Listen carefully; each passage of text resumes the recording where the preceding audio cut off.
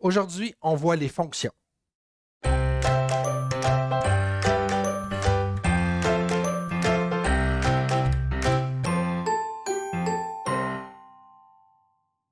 En programmation, des fonctions, c'est vraiment un concept qui est très utilisé, vraiment très important. Ça permet, entre autres, d'isoler une section d'instruction, la mettre à part, et ça nous permet de pouvoir rappeler ces séquences d'instructions-là plusieurs fois à travers notre programme. Ça, c'est la première utilité. L'autre utilité qui est plus cosmétique, c'est de pouvoir, si on a par exemple une grande section de code, ça nous permet d'isoler des sections et de les mettre dans des blocs à part. Comme ça, la lecture de code se fait plus aisément. On va voir ça aujourd'hui, mais pour commencer, ce qu'on va faire, c'est je vais faire un squelette de programme et je vais utiliser ce même programme-là pour expliquer d'autres concepts dans le futur. Donc, ce qu'on va faire, c'est qu'on va faire un programme de carnet d'adresses qui va nous permettre de rentrer un nom, d'afficher notre liste de noms et d'afficher un menu, etc. Fait que ça va vraiment être un programme qui va être super simple, mais qui va nous permettre de voir plusieurs autres concepts. Je vous invite donc à aller sur le site web. Le lien est dans la description en bas. Sinon, vous l'avez en haut, repl.it, /languages, /JavaScript. Donc, la première chose que je vais faire, c'est que je vais faire le squelette du programme. On va le tester pour s'assurer que tout fonctionne bien. Et avec ce squelette-là, on va le peaufiner à travers des vidéos pour expliquer d'autres concepts. Donc, première des choses que je vais faire, je vais afficher le menu qu'on va afficher à l'utilisateur. Donc, pour m'aider comme ça, je vais me créer quelques lignes. Quels sont les choix que je vais offrir à l'utilisateur? On va dire 1, entrée nouveau. Je suis vraiment concis dans mes noms juste pour pas que ce soit trop long et qu'on ait des retours à la ligne, là. Juste pour que ce soit visuellement plus concis euh, dans la fenêtre. Mon deuxième choix, afficher liste. Troisième choix, ça va être quitter. Et je veux une option Z pour afficher, une option aussi M pour afficher le menu. Afficher menu, comme ça. Donc, ça va être les quatre choix que je vais offrir à mon utilisateur. 1, 2, 3 et M pour l'utilisation du programme. Euh, Ce qu'on va faire, c'est qu'on va se déclarer notre variable, une variable choix, dans laquelle je mets une chaîne de caractères vide. Et choix va contenir la réponse de l'utilisateur. Donc, va contenir le choix 1, 2, 3 ou M, selon ce que l'utilisateur veut faire. Bien sûr, on ne veut pas juste donner un choix à l'utilisateur et fermer le programme après. Donc, il faut faire une boucle qui va demander l'opération à faire à l'utilisateur jusqu'à ce que l'utilisateur appuie sur 3 pour quitter le programme. J'ai dit jusqu'à ce que l'utilisateur appuie sur 3. Ce qu'on va faire comme boucle, on va faire une boucle while. Donc, tant que le choix de l'utilisateur n'est pas égal à 3, on va exécuter le code qui est entre les accolades. Donc, tant que le choix est différent de 3, on se rappelle que point d'exclamation égal, ça veut dire différent. Tant que le choix est différent de 3, on va exécuter la séquence qui suit.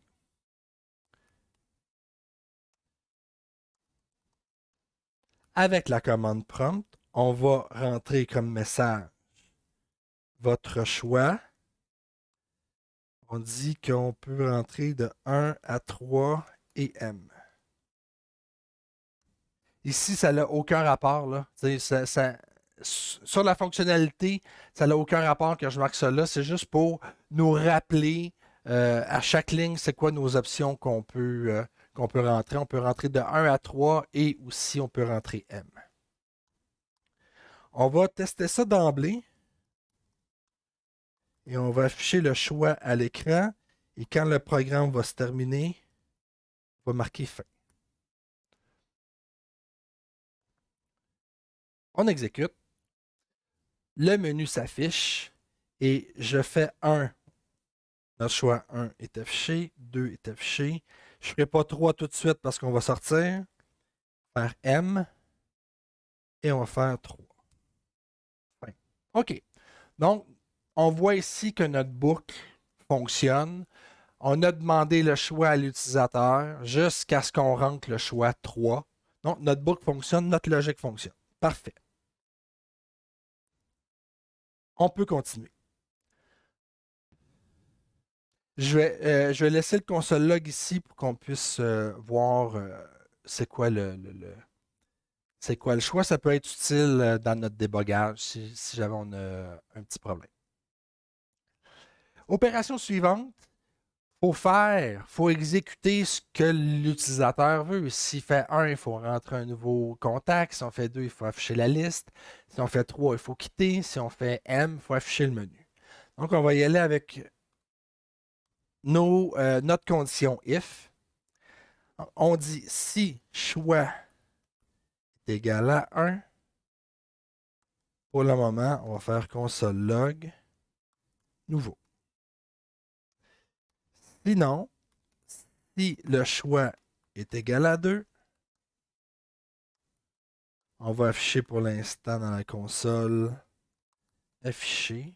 Ah non, je vais faire liste. Sinon, donc si c'est pas 1, si c'est pas 2, sinon, si le choix est égal à 3,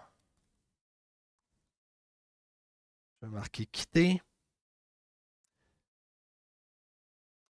Sinon, si le choix est égal à M, on va afficher menu. Sinon, là, on n'a pas de sinon si, on n'a pas de else if. Donc, si l'utilisateur rentre 1, on va faire ça. Sinon, si l'utilisateur rentre 2, on va faire ça. Si l'utilisateur rentre 3, on va faire ça.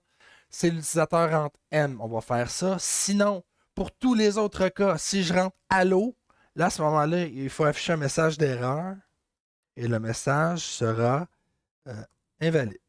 Donc, la commande est invalide. On vient de faire tous les choix possibles. On va exécuter ici, juste pour s'assurer que notre logique fonctionne. On rentre 1, nouveau, ça marche. 2, liste, c'est bon. Je ne ferai pas 3 tout de suite. Je rentre M. M me dit invalide. Pourquoi? Si on débug ici, c'est la raison pour laquelle j'ai gardé la ligne, le console log à la ligne 11. Et le console log à la ligne 11 est juste ici. Pourquoi M me dit invalide? On va analyser le if qui est là, qui serait supposé fonctionner. If choix égale à M. La différence, c'est que le M qui est ici et le M qui est là, ce n'est pas le même M. Ici, c'est un M majuscule et là, c'est un M minuscule. Pour vous prouver ça, si je rentre M majuscule ici dans mon programme, puis je fais Enter, là, ça fonctionne. Évidemment, je ne veux pas obliger l'utilisateur d'entrer un M majuscule. Je veux que le M minuscule fonctionne aussi. Alors, ce qu'on va faire, ici, je vais tester le 3. Le 3 quitter, il fonctionne, c'est parfait.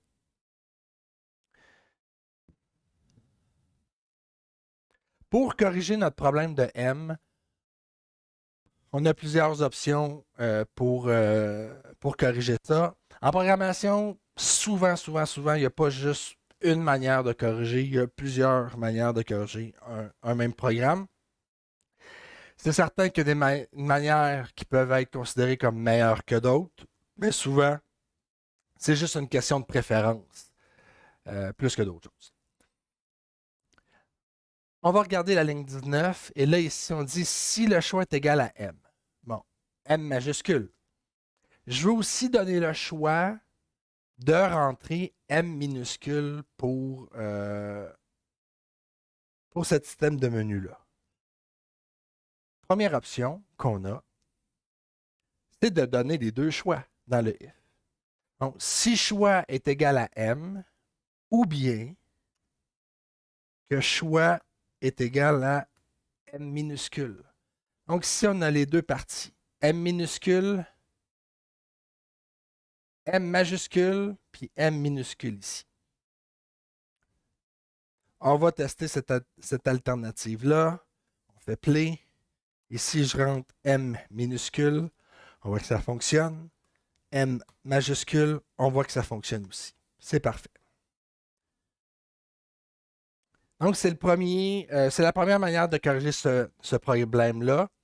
Ce n'est pas la manière que je privilégierais moi, parce que si jamais on ajoute dans le menu d'autres choix avec des lettres, à ce moment-là, dans le if en bas, il va falloir tout le temps vérifier les deux alternatives. M minuscule, M majuscule. Si on rentre A, il va falloir faire if choix est égal à A majuscule ou est égal à A minuscule. Donc, ça peut faire, on risque d'en oublier premièrement. Deuxièmement, c'est moins facile à lire que de juste donner un choix. Donc, c'est quoi l'autre alternative? C'est de forcer le choix à être soit en majuscule, soit en minuscule. Pour faire ça, la ligne 9 ici, ce qu'elle fait, c'est que, comme vous le savez, là, ça va prendre l'entrée du clavier de l'utilisateur et ça va assigner la valeur à la variable choix. Ce qu'on peut faire à la ligne 10, c'est qu'on peut faire choix est égal à choix, point, tout, uppercase. Comme ça, pour rendre en majuscule. Choix contient une chaîne de caractères. On pourrait taper Allo au clavier dans le menu ou n'importe quoi. C'est une chaîne de caractères. Quand on a une variable avec de type chaîne de caractères, on peut faire point, ici après le nom de la variable, pour avoir accès à une panoplie de fonctions qui s'appliquent aux variables de type chaîne de caractères. Donc, nous, dans notre cas, on appelle point to uppercase avec les deux parenthèses comme ça. C'est un appel de fonction. Et ce que cet appel de fonction-là fait, c'est qu'elle prend la valeur de choix, elle met tout ça entre parenthèses, elle met tout ça en majuscule et on va l'assigner à la variable choix. Dans les autres types de fonctions qu'on peut faire sur des variables de type chaîne de caractères, on a entre autres length. Length, ça va retourner la grandeur de la chaîne de caractères. Donc, il y a combien de caractères dans la chaîne. Mais je ne veux pas trop m'avancer sur ça parce que ce n'est pas le sujet du vidéo. Sachez juste que quand vous avez une variable de type caractère, une variable qui contient une chaîne de caractères, bien, vous pouvez faire point et accéder à une série d'autres fonctions utiles pour manipuler cette chaîne de caractères. Donc, à partir du moment où choix est forcé en majuscule, on peut tout simplement enlever l'autre partie du if qui vérifiait pour la minuscule parce que ça ne sera jamais minuscule. Choix ne sera jamais minuscule parce que ici on force en majuscule. On va faire play pour tester ça. Pour vous montrer, je vais faire Allo, toi, T-O-I, comme ça, avec un chiffre dedans.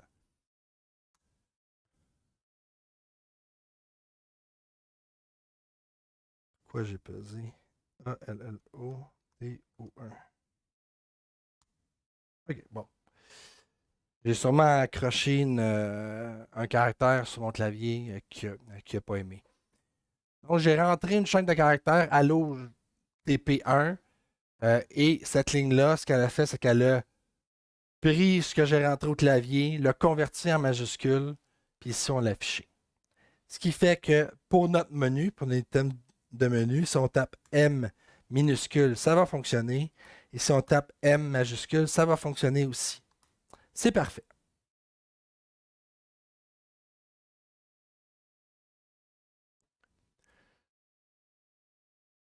Maintenant, ce que je veux faire, je veux faire cette partie-là. Je vais faire le choix M maintenant parce que c'est plus facile. On fait juste réafficher le menu. Donc, quand l'utilisateur tape M, on veut réafficher le menu. Donc, d'emblée, ce que je peux faire, je peux venir ici, prendre les consoles log,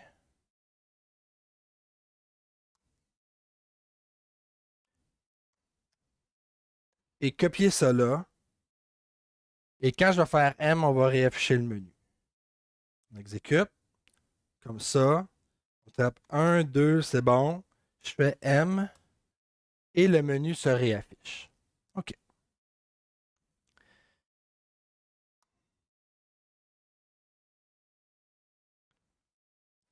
Mais supposons que je veux rajouter un quatrième item à mon menu.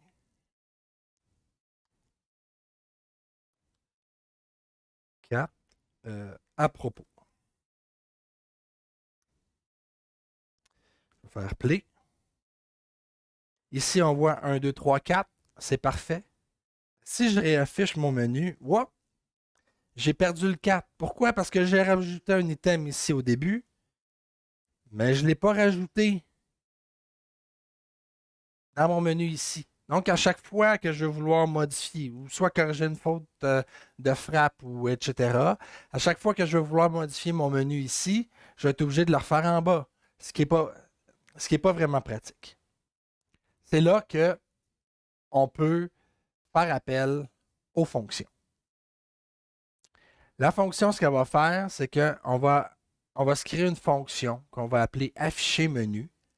Et le travail de la fonction afficher menu va être tout simplement d'afficher le menu qu'on a en haut. Oups. La syntaxe pour créer une fonction en JavaScript, on commence par fonction, suivi du nom qu'on veut donner à cette fonction-là, afficher menu, deux parenthèses et les accolades. Ici, dans les parenthèses, ça va nous permettre de passer des paramètres à cette fonction-là. Donc, pour que la fonction puisse travailler, si elle a besoin d'informations supplémentaires, on va les passer entre les parenthèses. Nous, dans notre cas, on n'a pas besoin de fonctions supplémentaires. C'est vraiment une fonction byte-byte, simple, qui va juste afficher notre menu.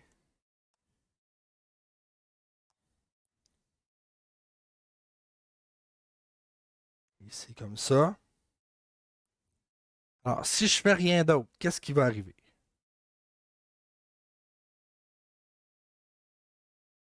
Mais il arrive que le menu ne s'affiche pas quand le programme part parce qu'ici, on fait juste déclarer la fonction. Pour exécuter cette fonction-là, il faut l'appeler. Il faut faire un appel de fonction. Pour faire un appel de fonction, c'est vraiment simple. Tout ce qu'on a à faire, c'est d'écrire le nom, afficher menu, avec les parenthèses, et c'est tout. Donc, JavaScript, quand il va arriver ici, afficher menu, il va se dire OK, afficher menu, ce n'est pas une commande interne que moi je connais. Est-ce que j'ai une fonction de défini qui s'appelle afficher menu? Oui. Défini là. Donc, JavaScript va prendre ces lignes-là et va l'exécuter. On va faire play. Comme on voit, le menu a été affiché. C'est parfait. Donc, il nous reste une autre place où il faut utiliser l'appel de fonction afficher menu. Et c'est ici. Quand l'utilisateur il rentre M comme choix. On réexécute pour s'assurer que tout fonctionne comme il faut. J'ai le menu. Je peux faire 1, je peux faire 2. Si je fais M, là, à ce moment-là, en faisant M, la fonction afficher menu est rappelée et le menu est réaffiché en bas. Compte tenu que je n'ai pas de choix numéro 4, je vais tout simplement l'effacer. Et pour vous montrer, on fait play. Le choix 4 est disparu. Si je fais M, le choix 4 est disparu aussi. Donc, ça permet de centraliser à un seul endroit une partie de code qu'on va réutiliser.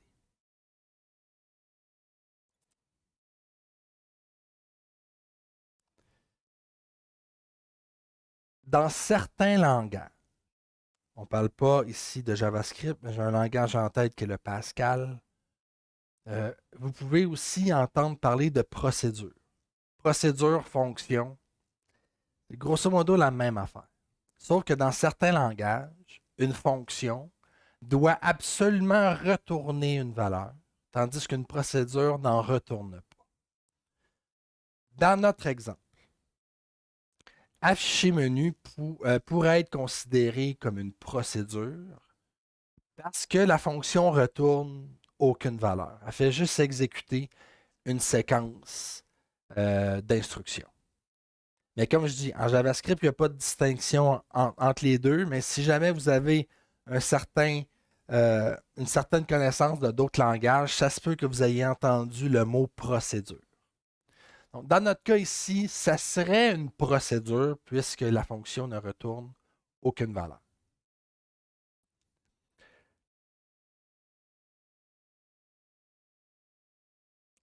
Maintenant, ce qu'on peut faire, euh, je vais faire une autre fonction qui va s'appeler demander choix. OK? Cette fonction-là, ce qu'elle va faire, c'est qu'elle va tout simplement afficher, demander à l'utilisateur de rentrer son choix. La raison pour laquelle je veux faire ça, c'est que je veux vous montrer un exemple de fonction qui retourne une valeur. Donc, la commande qu'on a pour retourner, pour demander à l'utilisateur de rentrer un choix, c'est la commande prompt que j'ai tout simplement copiée ici en haut.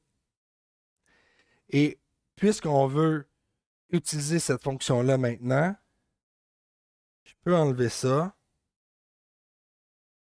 écrire demander choix. Comme ça. Et on va en profiter aussi pour que demander choix s'occupe de mettre la réponse en majuscule.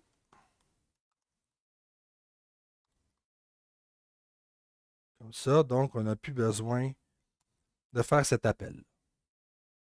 OK. Donc ici, on a choix, demander choix. Quand JavaScript va arriver ici, il va dire je ne connais pas demander choix dans mes commandes internes.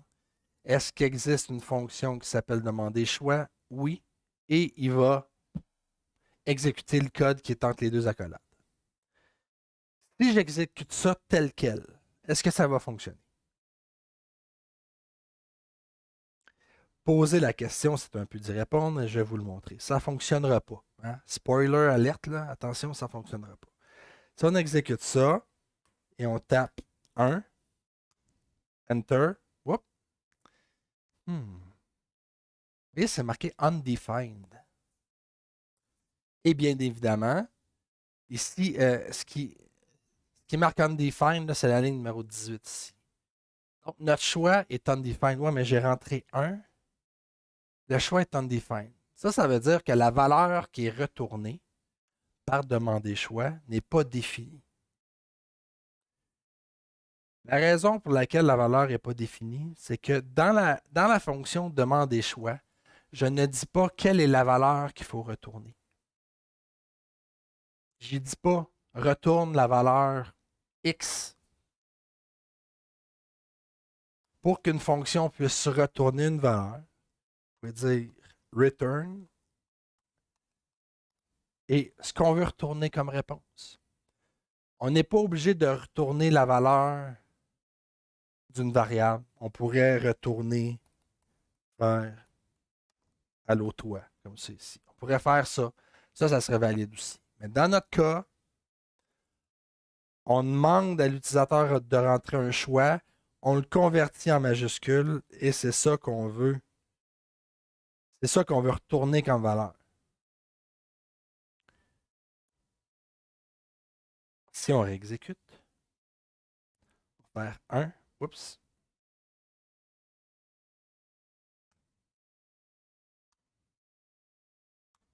Vous voyez, dans ce cas-là, ça fonctionne. On va faire la trace. Le programme commence, on affiche le menu, donc la fonction qui est ici en haut, afficher menu. On se déclare la variable choix qu'on va utiliser plus tard et on met une chaîne vide dedans, juste pour initialiser la variable. Ici, on dit tant que choix n'est pas égal à 3, c'est le cas parce que choix est égal à chaîne vide. On arrive ici, choix égale à demander choix. Demander choix, il exécute la fonction demander choix en haut. Il affiche à l'utilisateur votre choix. L'utilisateur tape sur une touche de son clavier, fait Enter. Donc, à partir de ce moment-là, sa réponse va être contenue dans la variable réponse. On prend le contenu de la variable réponse et on la transfère en majuscule et on retourne la valeur qu'il y a dans la variable réponse. À ce moment-là, ici, choix va contenir ici ce qu'on a retourné comme valeur. 1, 2, 3, M. Et le programme continue.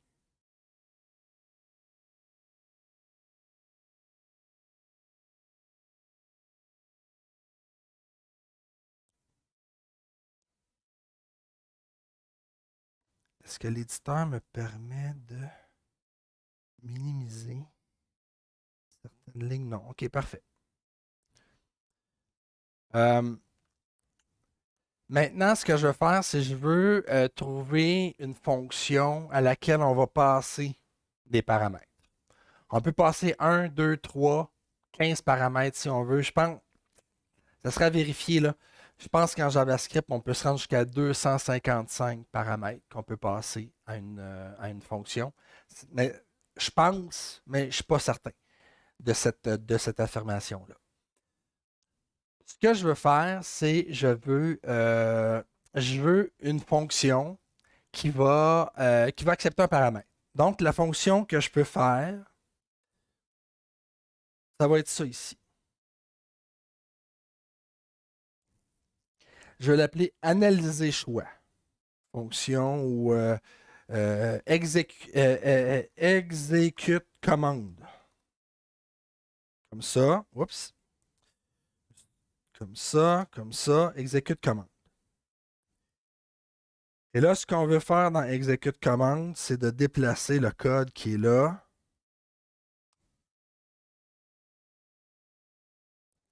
Pour que, ben, pour que la fonction, elle appelle la bonne commande selon le choix de l'utilisateur. C'est sûr que la fonction, elle ne connaît pas c'est quoi le choix. Elle ne connaît pas c'est quoi le choix. L'utilisateur a rentré quelque chose. Pour que la fonction puisse fonctionner, il faut y passer le paramètre. Il faut y passer une information supplémentaire qui est l'utilisateur a choisi telle fonction, telle commande. Alors, ce que je veux utiliser comme nom de variable ici, ça va être choix utilisateur. Et je vais remplacer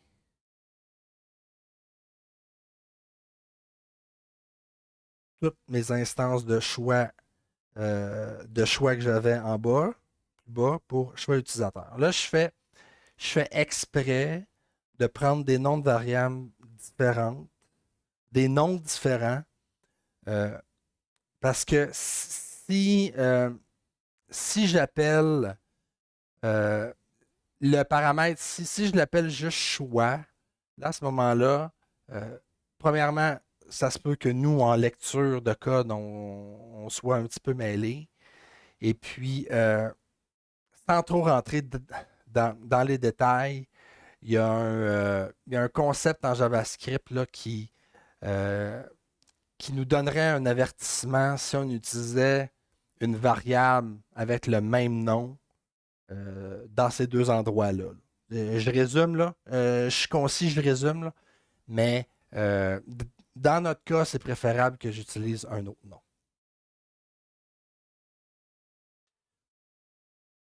Alors, Ici, au lieu d'avoir tout le if qui analyse quelle commande qu'il faut exécuter, tout ce qu'on a à faire maintenant, c'est exécute commande, entre parenthèses. Et puis là, compte tenu qu'il faut lui passer obligatoirement une information supplémentaire, un paramètre, c'est quoi le paramètre qu'on veut y passer? On y passe soit le contenu de la réponse que l'utilisateur a rentrée. On exécute ça. On fait 1, on fait 2, on fait M, 3. Vous voyez, tout marche. En introduction, je vous ai dit que les fonctions servaient, entre autres, à deux choses. Première chose, c'était d'isoler une séquence d'instructions pour qu'on puisse réutiliser cette séquence-là ailleurs dans le programme. Et la deuxième chose que j'ai dit aussi, ça permettait d'isoler des blocs de code pour que ce soit plus clair à la lecture. Donc, une question d'esthétique et de facilité de lecture de code. C'est exactement ça qu'on a fait ici. Ici, si vous vous rappelez au départ, la book while avait beaucoup plus de code, était beaucoup plus compliqué. On avait le code pour aller chercher le choix de l'utilisateur et pour le convertir en majuscule. On avait aussi le code qui exécutait la bonne commande. Si l'utilisateur rentre 1, on exécute telle fonction, 2, telle fonction, 3, telle fonction, etc. Donc, en isolant ces blocs de code-là, en les mettant ailleurs, là, notre book while ici est beaucoup plus simple. Est beaucoup plus simple à comprendre. On va faire la trace. Je ne ferai pas le début, là.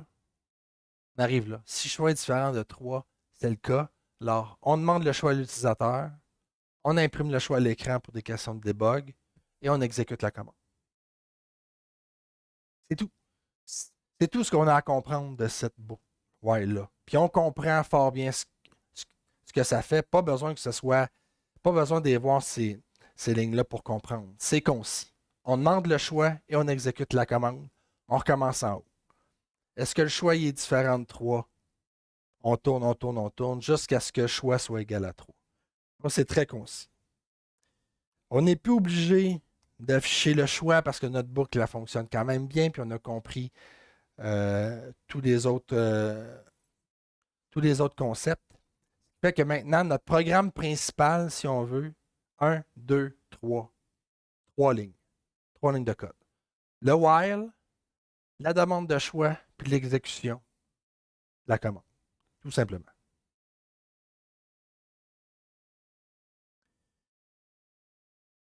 Dans notre cas, exécute commande, c'est une fonction qui est là pour alléger le code. On a trouvé que ce bloc de code-là pouvait être séparé et vivre par lui-même. Cette fonction-là demande qu'on y passe comme information supplémentaire, qu'on y passe comme paramètre. C'est quoi le choix que l'utilisateur a fait? Dans le cas de la fonction demander choix, c'est une fonction qui a plusieurs. Il y en a deux. Hein? C'est une fonction qui a deux responsabilités. Sa première responsabilité, c'est de demander à l'utilisateur son choix. Et sa deuxième responsabilité, c'est de transformer ce choix-là en majuscule pour que par la suite, on ait juste à tester pour les lettres en majuscule. Et la fonction afficher menu a pour seul objectif d'afficher le menu à l'écran.